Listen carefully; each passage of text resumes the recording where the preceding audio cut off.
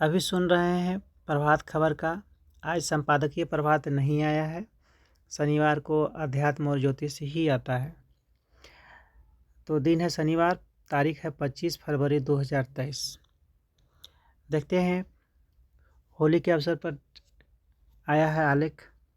अपने भीतर के विकारों को जलाने का पर्व है होलाष्टक।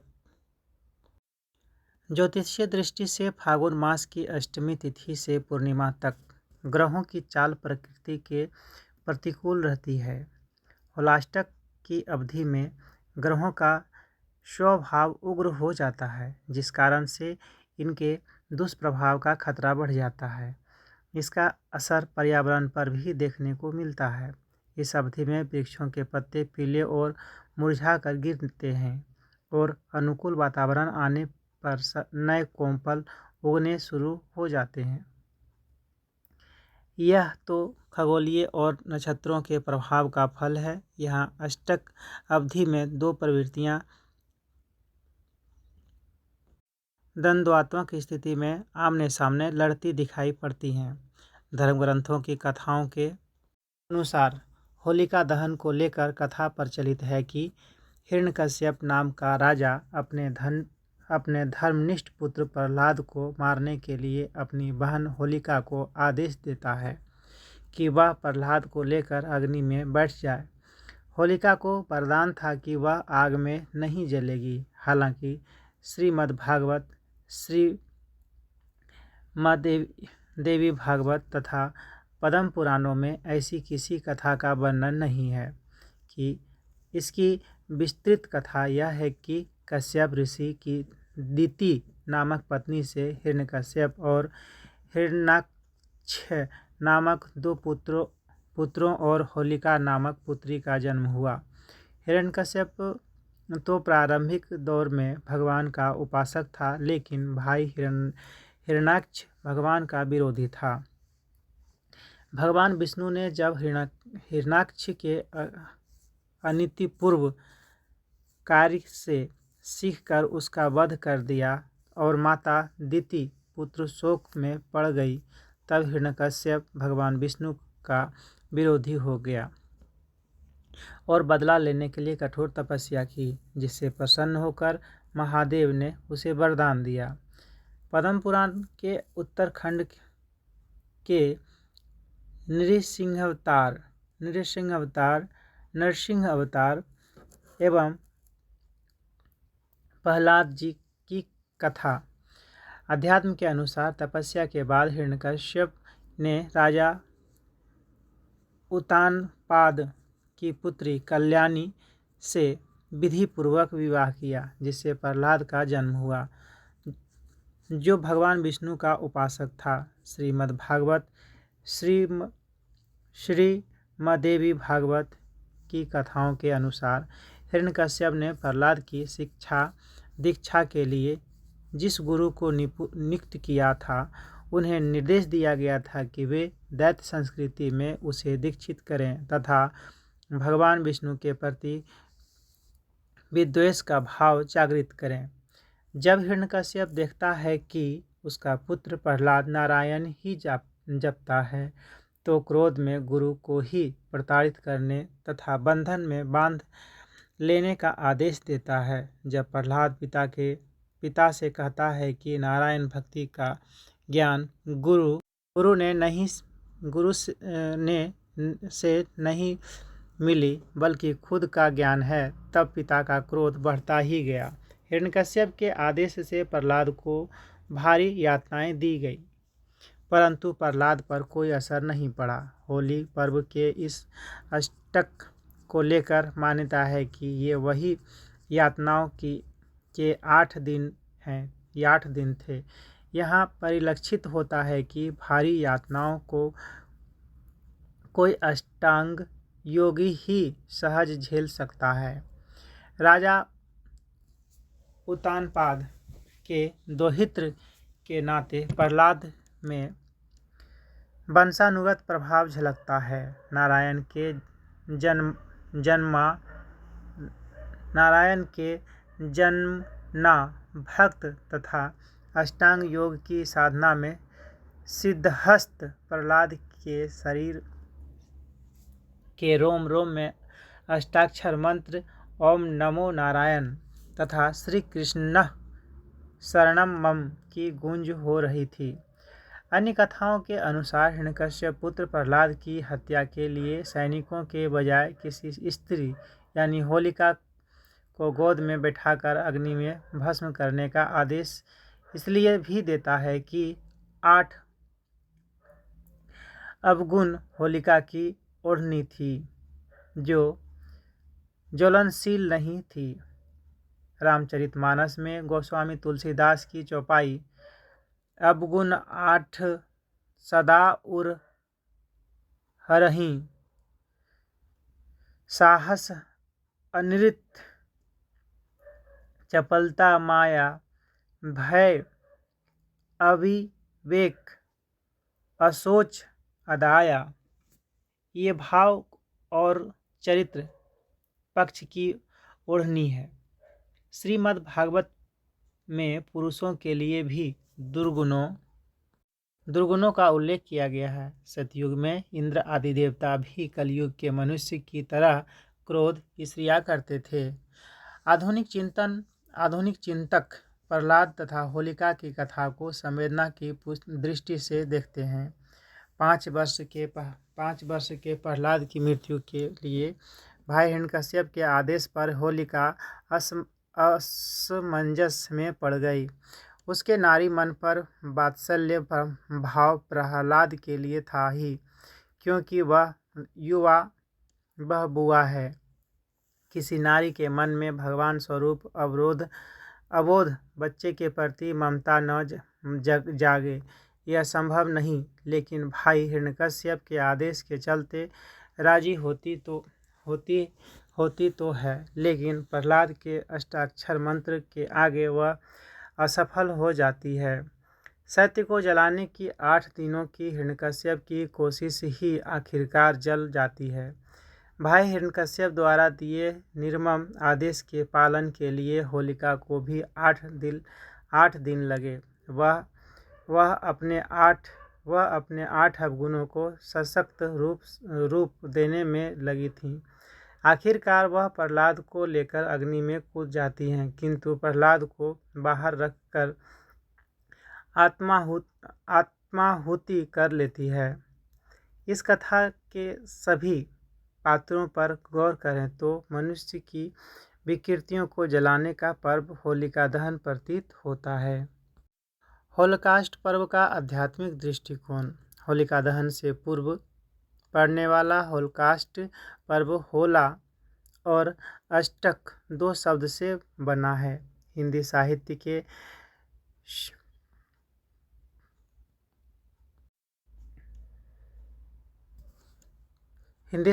के शिखर पुरुष आचार्य रामचंद्र शुक्ल भी परिभाषा से स्पष्ट होता है कि होलिका का अर्थ उन्होंने लकड़ी, घास फूस और अष्टक का अर्थ 8 अवगुणों को कहा है, जिनमें पैशून्य यानी चुगलखोरी, दुस्साहस, द्रोह, ईर्ष्या, असूया यानी छिद्रान्वेषण, अर्थदूषण, वाग्दंड यानी डांटना फटकारना और पारुष्य यानी कठोरता है। जब विचारों में उक्त अवगुण घास फूस की तरह उग आए तो इसे जलाकर ही जीवन के आह्लाद को बचाया जा सकता है। वहीं हिरण्यकश्यपु का अर्थ आचार्य शुक्ल ने सोने की गद्दी पर बैठने वाला कहा है, जबकि हिरण्य का अर्थ स्वर्ण, ज्ञान, ज्योतिष, प्रकाश और अमृत है। कश्यप का आशय मृग से है। हिरण्य यानी ज्ञान की प्रवृत्तियां मृग यानी पशुवत होने लगे तो उसे विनष्ट करना आवश्यक है। भगवान श्री राम ने वनवास के दौरान मृग का ही वध किया था। इस तरह होलिका दहन की इस कथा के माध्यम से मन के भीतर पलने वाले विकारों को जलाकर विवेक रूपी प्रहलाद को बचाने का भाव सन्निहित है। अगला विषय है बसंत के कांधे पर सवार हो आया फागुन। बसंत एक राग है तो फागुन उस राग का सिरमौर। तन में फाग, मन में उमंग और चित्त में मृदंग की गूंज ही शगुन फागुन की पहचान है। पेड़ जब नए पत्ते धारण करते हैं, फूलों पर रंग और रस घुल जाता है, हवाओं में उल्लास का सुभाष छा जाता है, ऐसे समय में अबीर गुलाल लिए फागुन द्वार पर खड़ा हो जाता है। फागुन का आगमन बसंत के सुबास में होता है। सर्दी की विदाई बेला में तपन का एहसास ही फागुन है। फागुन के साथ ही बसंत, पतझड़, चैत की गर्मी सब एक दूसरे से मिल जाते हैं और इस धरा को सुंदर बाग में बदल देते हैं, जहाँ फूलों, पत्तों, रंगों, रसों, हवाओं के संग प्रकृति उत्कृष्ट काव्य की रचना करती है। भारतीय जीवन में ऋतुएं संगीत की तरह आती हैं और हमारे जीवन में रस बस जाती हैं। फिर जीवन यात्रा में ऋतु राग रचती रहती है ताकि भीतर के उदास मन को सृजन के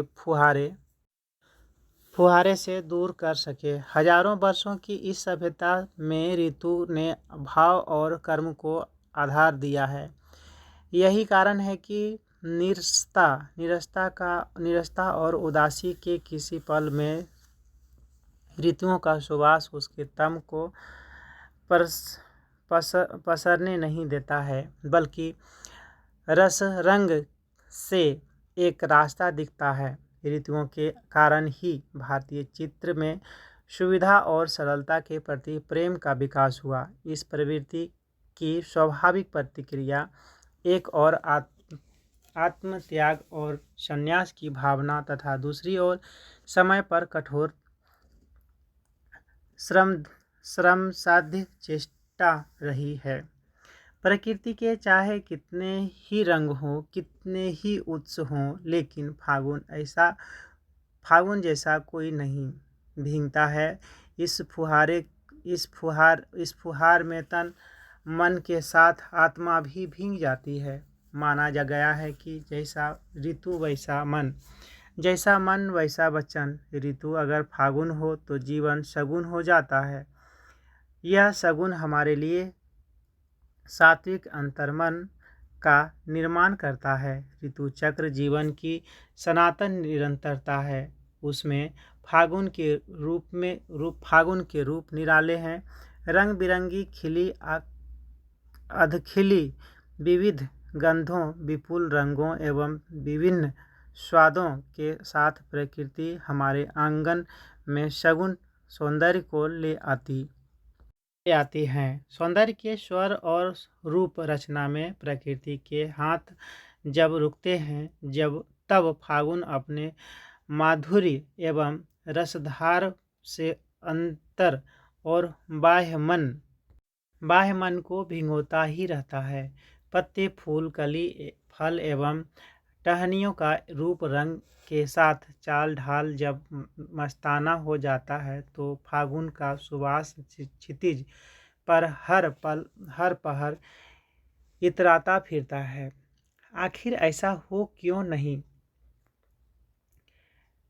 भारत का फागुन तो ऋतु चक्र के साथ उलझकर ठहर सा गया है, इसलिए इसके राग और रंग सालों भर हमारे मन में बहते चलते हैं। बसंत के कांधे पर सवार फागुन आता है तो संग में तितलियां, परिंदे, सरसों के फूलों की पीली चादर, पलाश की आग, रंगों का त्योहार सब कुछ संग लाता है। यह जीवन में आता है और उमंग तथा उत्साह का उन्मुख वातावरण बनाकर चला भी जाता है। यह सावन भादों की तरह भींगा, पूस घास की तरह सुबका, ठिठुरा, ज्येष्ठ आषाढ़ की तरह तीखा रुखा नहीं होता है। यह चैत बैसाख की तरह पिघला और ठहरा भी नहीं होता है। यह तो बस उन्मुक्त और उड़ता सा चलता जाता है। होली के होली के साथ ही खेत, गांव, आंगन की माटी अभी अबीरी और रंगीन हो जाती है। रंग के बादल घिर जाते हैं। गुलमोहर सा जीवन दहक उठता है। फिर पिचकारियों में पूरी सप्तरंगी आभा जाती सिमट जाती है। होलिका की लपटें आकाश छूती हैं। दूसरी ओर मानव मन उस लपेटे में पक्की बुट झंगरी में अमरता का बीज खोजता है। इस अमरता की खोज दूसरे दिन भी जारी रहती है। खुद रंगीन होना और दूसरे को रंगने की धुन में स्वर आती है। मन न रंगाए रंगाए जोगी कपड़ा, फागुन का ऋतु राग हमारे जीवन का अभिन्न हिस्सा है। यह अकेलेपन को हराता है, दुख को भरता है, आंसू को रोकता है और आहत को जोड़ता है। इसके गीत और नृत्यों की धुन वैदिक मंत्रों से लेकर रामायण और पुराणों के शब्दों में गूंजते हैं। वहीं राग कालिदास, कल्हड़, सूर, तुलसी के काव्य से होते हुए भक्ति काल के संतों एवं नवजागरण के महापुरुषों के लिए जीवन धारा का काम करते हैं। राग और रस की धारा जो यमुना और ब्रज की दहलीज पर रचा गई, वही राग मीरा और सुर के काव्य में रचा बसा। उस राग की एक धारा आज भी हमारे अंतर्मन के द्वार पर और यमुना की वाणी एवं वृंदावन के पेड़ों पर अटका पड़ा है। ऐसा नहीं होता तो आखिर रसखान क्यों कर कहते, फिर मनुष्य बन लौटूं तो इसी कदम की छाँव में बसूं। इसी के साथ प्रभात खबर का आज का समाप्त होता है। आलेख।